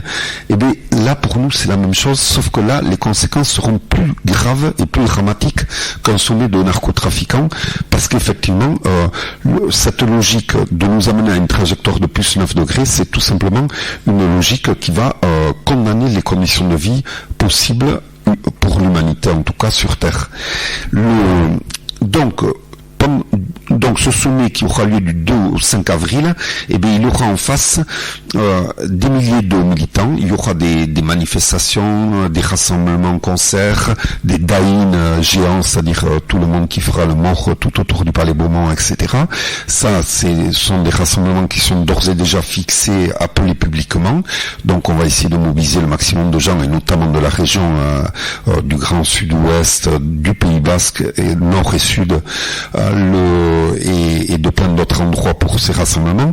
Et puis il y a également des centaines de militants qui se donnent rendez-vous à Pau. Donc les inscriptions ont déjà commencé depuis 2 semaines et il y a déjà plusieurs centaines d'inscrits, de gens qui sont prêts à se faire arrêter, des gens qui s'inscrivent dans une logique non violente, déterminée à la Gandhi, à la Luther King, et qui donc vont venir à Pau et qui vont bloquer ce sommet, et soit effectivement le sommet sera bloqué, soit il faudra arrêter des centaines de personnes pour qu'il ait lieu, et ce qui est sûr, c'est qu'il n'aura pas lieu dans des conditions normales, il aura lieu dans ces conditions d'anormalité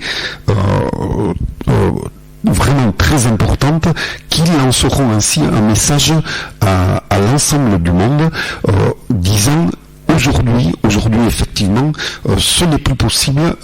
Ce style de sommet ne peut plus avoir lieu. Si vous voulez vous réunir, c'est pour commencer à étudier comment vous allez vous reconvertir et comment vous allez enfin inscrire votre activité dans quelque chose qui soit compatible avec un avenir vivable pour l'humanité.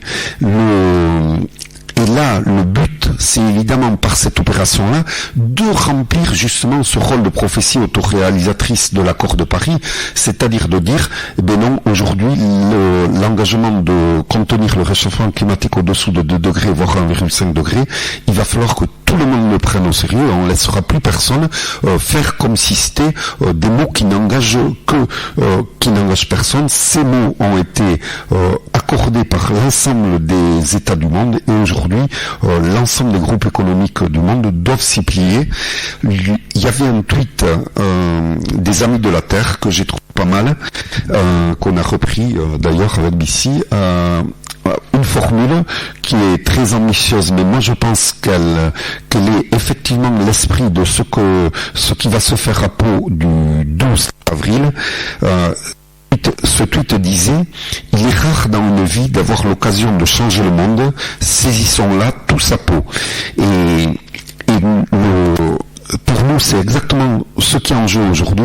Au sommet de Pau, on va essayer de donner une conclusion à la COP21 en faisant en sorte que cet accord, ces engagements qui ne contiennent pas les mesures qui leur permettent de devenir concrets, par la mobilisation des citoyens, par le fait qu'on dise, eh bien non, il y a aujourd'hui des choses qu'on n'acceptera plus, cet accord devienne une réalité, un signal engageant pour tous les investisseurs de la planète, donc une prophétie autoréalisatrice, et que par cette mobilisation qui va être exceptionnelle hors du commun à Pau, nous apportions notre part de colibri à un avenir vivable pour l'humanité. Voilà un peu l'objectif que se donne toute cette génération qui a émergé à travers ces 2-3 années de mobilisation intense qui s'est faite en perspective de la tenue de cette COP 21 et qui aujourd'hui est plus déterminée que jamais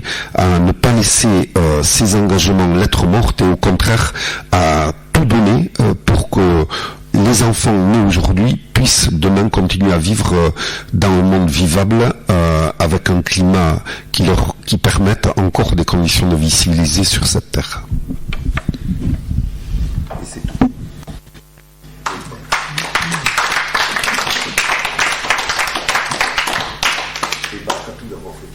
Pensez-vous pas que ces personnes-là qui font des réunions à Pau, peut-être c'est symbolique pour vous, mais ils ont tout loisir de le faire par ailleurs, aussi bien dans une autre ville ou dans un autre pays.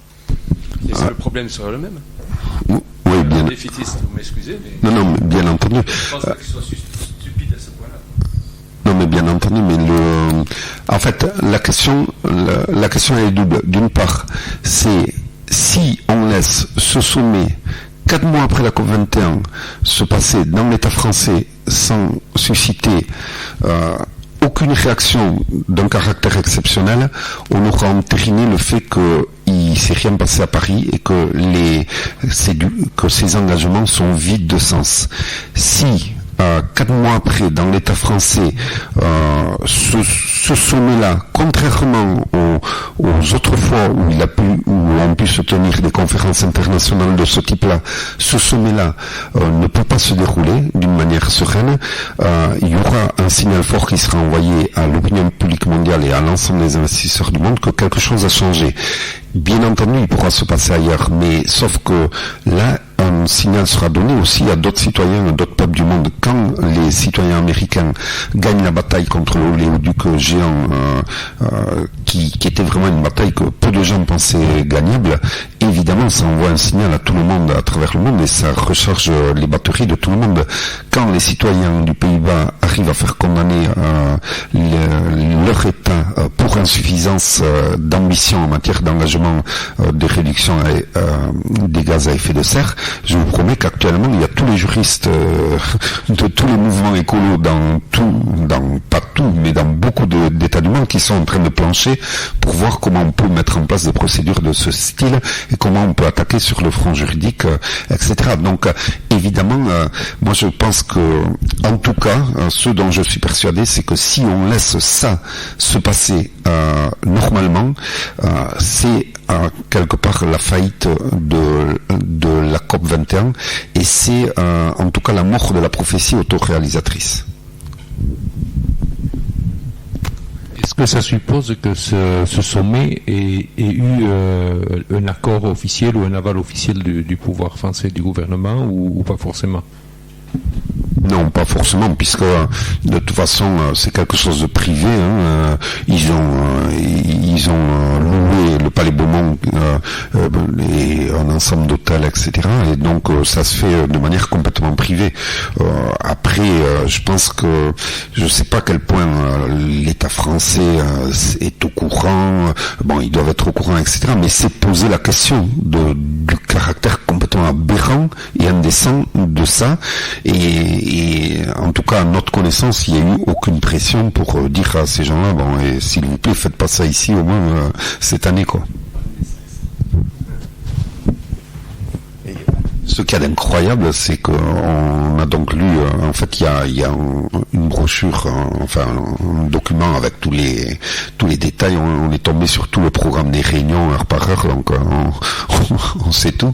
Et puis il y a une lettre d'accueil. En fait, la puissance accueillante, c'est donc Total. C'est pas eux qui organisent, mais c'est eux qui accueillent. Et donc c'est eux qui résument un peu tous les objectifs. Il n'y a pas une seule fois le mot climat, COP 21. Que dalle, quoi. Pour eux, ça n'existe pas. En ce moment, on est en train de faire un regroupement des intercommunalités, les fameuses PCI. Quelle est votre position là-dessus? Est-ce que vous pensez que c'est un bon projet? Qu'est-ce que vous pouvez apporter éventuellement à ce regroupement d'intercommunalités au niveau de ce que vous pouvez apporter au niveau des climats, etc.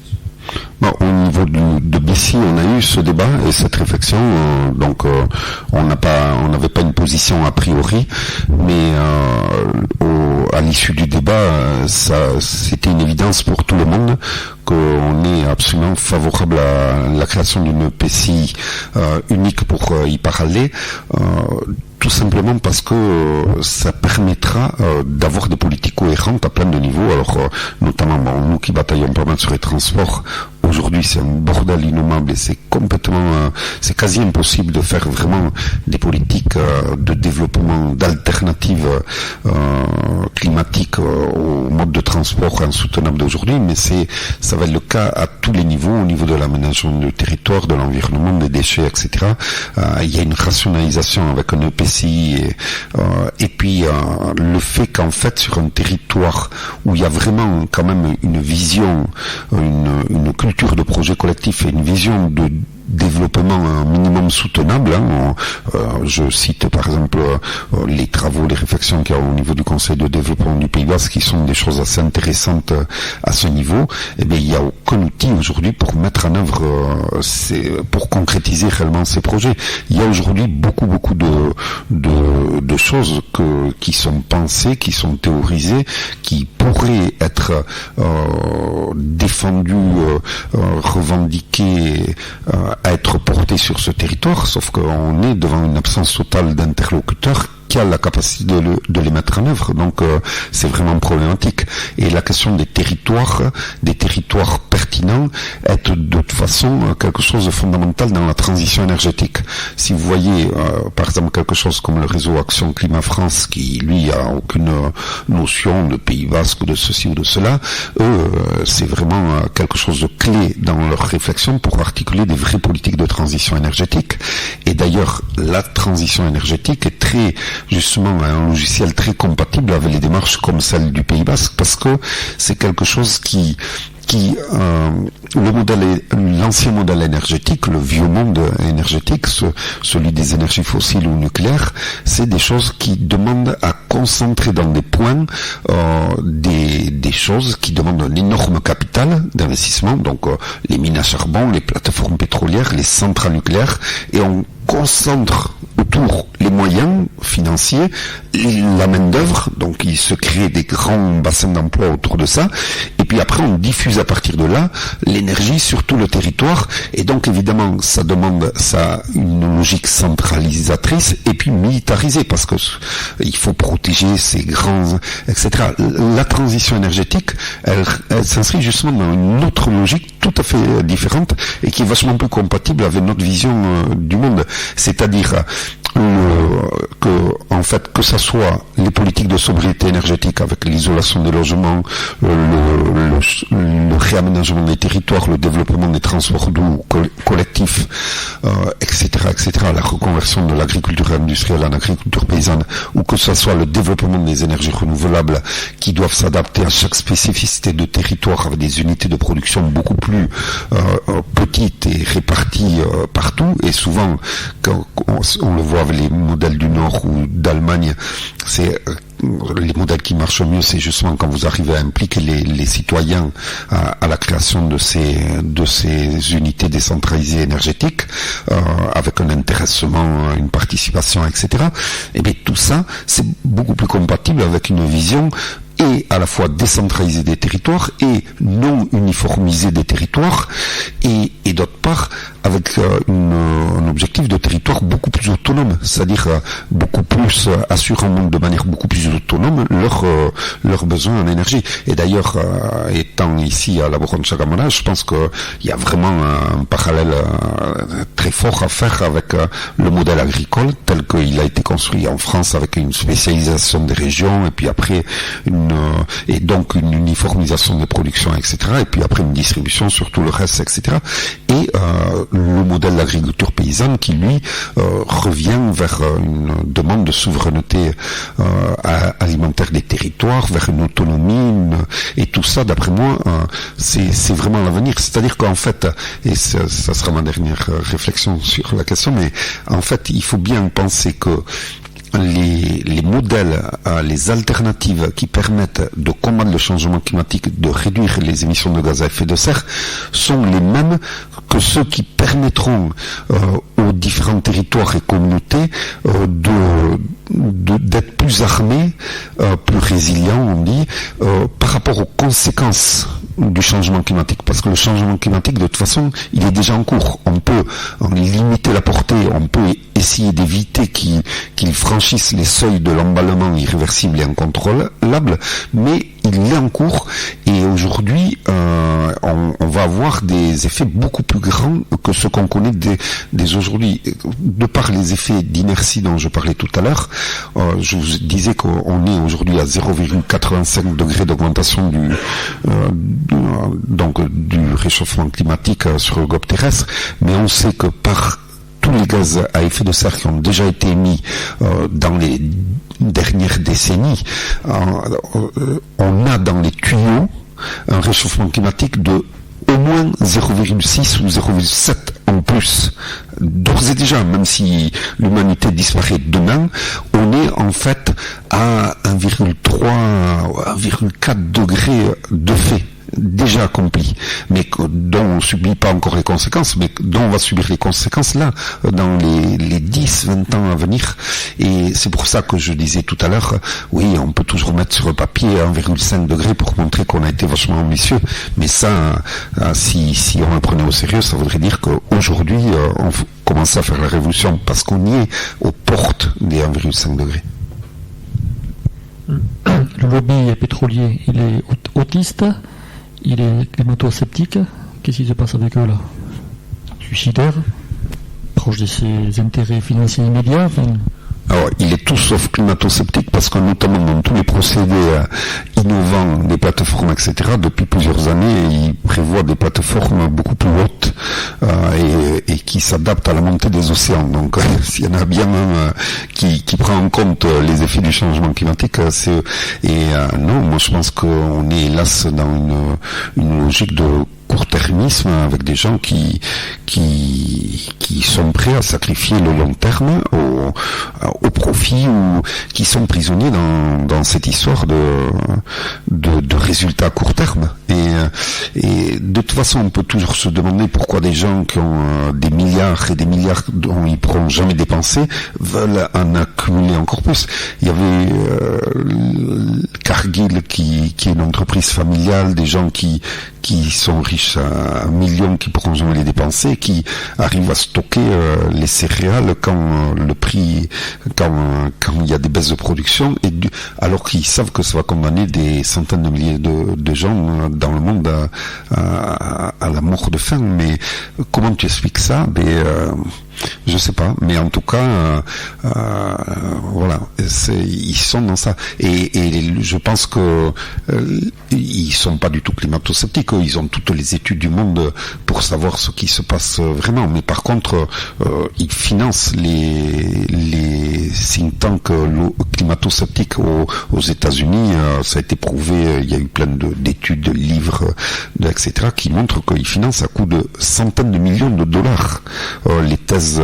Le fait d'instiller comme ça sur Internet, dans les médias, etc., des contre-vérités pour semer le doute et ralentir l'action, parce que oui, mais c'est pas prouvé, c'est pas sûr, etc. Là aussi, c'est le bon côté des choses, c'est quand même, bon, même si aux États-Unis, par exemple, il y a encore un fort poids du climato-scepticisme, notamment par le fait qu'il est très très financé, mais à l'échelle mondiale quand même, et notamment avec cette COP21, moi je me rappelle en 2009, avant la COP 15, avant le sommet de Copenhague, il y avait eu une énorme offensive climato-sceptique et elle avait fait vraiment des dégâts. Et notamment en France, c'était l'époque Allègre, Courtillot, etc. Cette année, ça a été que dalle, quoi. Et vraiment, quand même, il y a quelque chose qui s'affirme comme une évidence à travers la planète. Et donc, enfin, parce que je voudrais pas qu'on reste uniquement sur les côtés un peu pessimistes ou négatifs. Moi, je trouve que en quelques années à peine, il y a eu une socialisation de la question du changement climatique qui est énorme à travers le monde. Moi, je me rappelle en 2006-2007, quasiment personne dans les populations normales ne savait ce qu'était le changement climatique ou le réchauffement climatique. Les gens confondaient ça avec le trou de la couche d'ozone, les histoires de gaz à effet de serre. Même Sarkozy, qui était président de la République, a fait cette confusion-là. Et à partir de Copenhague, ça se développe quand même beaucoup. Et aujourd'hui, je pense que les gens ont quand même une certaine conscience de ça. Alors, ça ne veut pas dire que cette conscience les amène à se dire, tiens, moi, qu'est-ce que je vais changer dans mes types de consommation, dans mon mode de vie? Est-ce que je vais moins prendre l'avion? Ça, il y a un grand écart entre tout ça. Mais il y a quand même quelque chose qui, en tout cas, moi, me frappe de la vitesse de cette prise de conscience. Alors, on va jamais assez vite au vu de l'urgence du truc, mais par rapport à beaucoup d'autres phénomènes, je trouve que les choses vont vite. La prochaine COP, c'est quand? En fait, il y en a toutes les années maintenant, et la prochaine, c'est la COP22 à Marrakech, où en fait, une des grosses questions à Marrakech, bon, là, je suis pas rentré dans les détails, et notamment, j'aurais dû rentrer dans les détails des financements, des transferts de technologie, etc. Autant de points, là aussi, où il a été crié victoire, alors que quand vous rentrez dans l'étude du détail du fonds vert et de la manière dont il est constitué, de la manière dont il est décidé, c'est-à-dire non pas inscrit dans l'accord de la COP 21, mais dans les décisions de la COP 21, c'est-à-dire que en fait une décision d'une autre COP pourra remettre en question cette décision. Donc il y aurait beaucoup à dire, mais à Marrakech, il y aura des enjeux qui seront importants, notamment pour les pays du Sud, qui seront la question de l'adaptation, et donc il y a un gros morceau aussi, donc l'adaptation aux conséquences du changement climatique, dont là où il y a une énorme injustice, qui est le fait que les pays du Sud, les pays les plus pauvres, sont les premières victimes depuis très longtemps déjà maintenant du changement climatique, alors qu'historiquement ils en sont pas les responsables, ou en tout cas loin d'être les responsables principaux, même si aujourd'hui les pays émergents commencent à nous rejoindre sur le mode d'émission de gaz à effet de serre, mais historiquement c'est pas eux qui ont produit le changement climatique actuel, alors que ces pays du Sud morflent terrible actuellement, quoi, hein. Le Bangladesh, l'Afrique, etc., l'Amérique latine prennent vraiment cher, quoi. Une question rapide encore. Trump ou Hillary Clinton? Non mais c'est compliqué, mais non, mais de toute façon, évidemment, je souhaite pas le pire, Trump, mais non, il y a eu un truc important d'après moi aux États-Unis, c'est l'ouragan Sandy. En fait, un ami me disait il y a quelques années, en 2009, quand je lui disais mais comment on va gagner cette putain de bataille, il me disait il faut aligner 3 facteurs dans le même sens. C'est la mobilisation, il faut travailler, il faut semer, il faut etc. Faire tout ce qu'on a fait depuis, sans relâche, faire avancer les prises de conscience, les rapports de force, gagner des batailles, etc. 2, il faut miser sur les secteurs du capitalisme qui ont un intérêt à la transition ou qui ont beaucoup à perdre aux conséquences du changement climatique, et c'est effectivement ce qui se passe, c'est-à-dire qu'à travers le monde aujourd'hui, il y a des nouveaux secteurs d'industrie qui sont les producteurs d'éoliennes, de ceci, de cela, etc., l'économie collaborative, ainsi de suite, qui ont beaucoup de choses à gagner avec l'accélération de la transition, et du coup, dont les intérêts vont être contradictoires avec ceux qui ont intérêt à ce que l'ancien modèle se perpétue. Et puis il y a aussi des trucs plus surprenants, c'est par exemple les compagnies d'assurance et de réassurance qui aujourd'hui sont vraiment en train de peser, alors notamment aux États-Unis, parce que là il y avait beaucoup de secteurs projets républicains qui sont en train de peser en disant bon, arrêtez vos conneries, là ça va nous coûter très très cher maintenant. Et donc ça, et puis il disait le troisième élément, c'est et des catastrophes climatiques qui touchent les pays riches. Et parce qu'en 2009, il y en avait pas eu tant que ça de catastrophes climatiques touchant les pays riches. Il y avait depuis 20 ans des catastrophes climatiques qui touchaient les pays du Sud, mais ça pesait que dalle dans la prise de conscience. Et depuis ça, il y a eu notamment aux États-Unis beaucoup de choses, et notamment l'ouragan Sandy. L'ouragan Sandy, ça a été spectaculaire. En quelques jours, il est passé donc sur les États les plus riches des États-Unis, New York et compagnie. Et il y a eu 60 milliards de dollars en quelques jours à peine. Et le maire de New York à l'époque était républicain.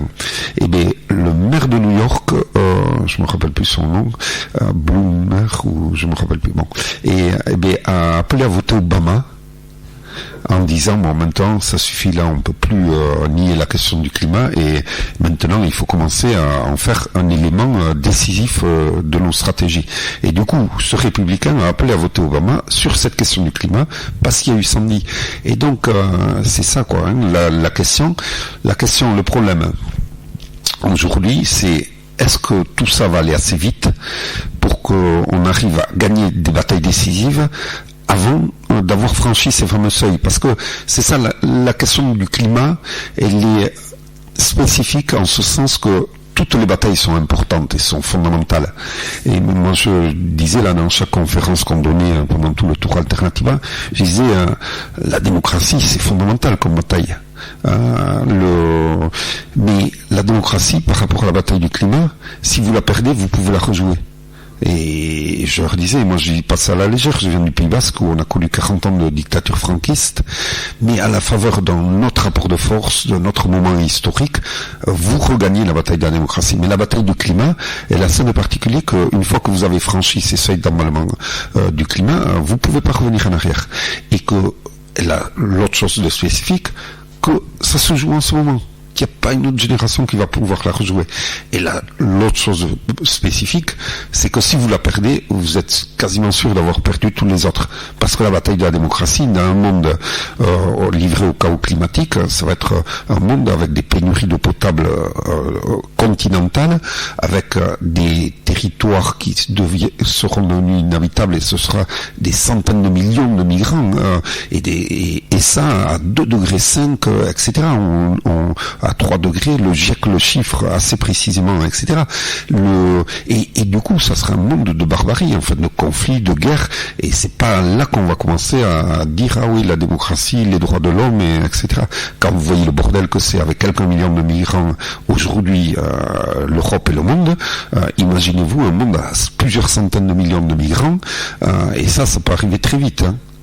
Et donc ça c'est pour ça, c'est vraiment une bataille spécifique et qu'il faut gagner sous peine de perdre les autres, et si on la perd, on ne peut pas la rejouer, contrairement aux autres batailles.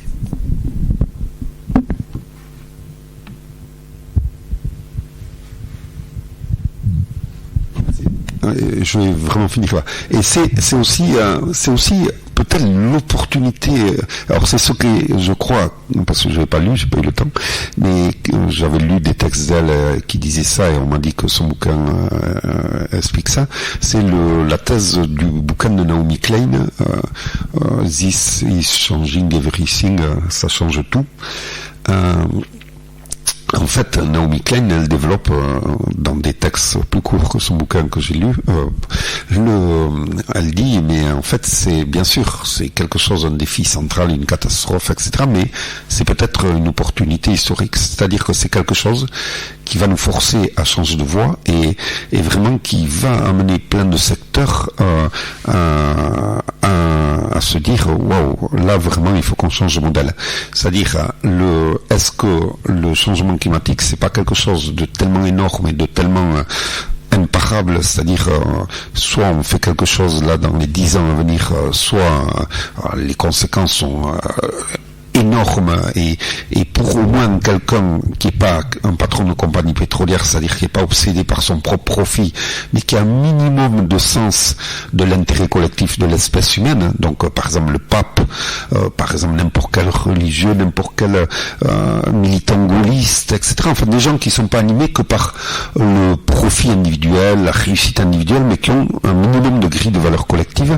Est-ce que ça peut pas amener plein de gens qui en temps normal n'aurait jamais souhaité voir un changement de système, mais se dire bon là effectivement il faut qu'on appuie ceux qui proposent d'autres modèles, parce qu'autrement on court à la catastrophe. Et du coup est-ce que et comme toutes les solutions, comme je l'expliquais tout à l'heure, les alternatives au changement climatique sont des choses qui construisent quand même une société qui est plus orientée vers le collectif, le partage, la solidarité, le soutenable, l'économie, le raisonnable. Moi, je crois qu'effectivement, c'est quelque chose, un énorme défi qui peut nous permettre de redessiner un projet qui redonne du sens à nos sociétés, à l'humanité, et qui soit une force.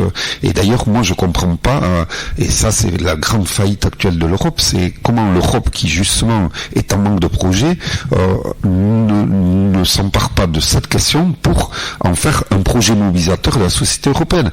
Quand vous voyez la Banque Centrale Européenne qui va émettre 1000 ou 1500 milliards d'euros pour réalimenter les banques, etc., pour soi-disant refaire partir l'économie, etc., mais alors qu'elle pourrait émettre ces 1000 milliards pour financer la transition énergétique, écologique et sociale. C'est-à-dire que vous mettez si vous êtes prêt à créer 1000 milliards de monnaie, eh bien faites-en un fonds avec lequel tous les entrepreneurs qui s'engagent à isoler les logements, les agriculteurs qui s'engagent, enfin qui rentrent dans des démarches de reconversion, les collectivités locales qui veulent faire des politiques de transport collectif pour diminuer le tout voiture individuelle, etc., peuvent puiser des prêts à taux zéro et les remboursent après sur les économies qui sont faites, ainsi de suite.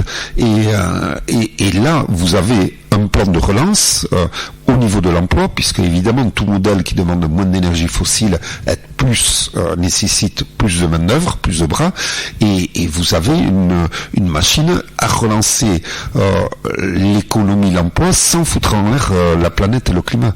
Et ça, c'est la faillite de l'Europe, parce qu'il y a ce projet-là qui est évident, et qu'ils vont ailleurs.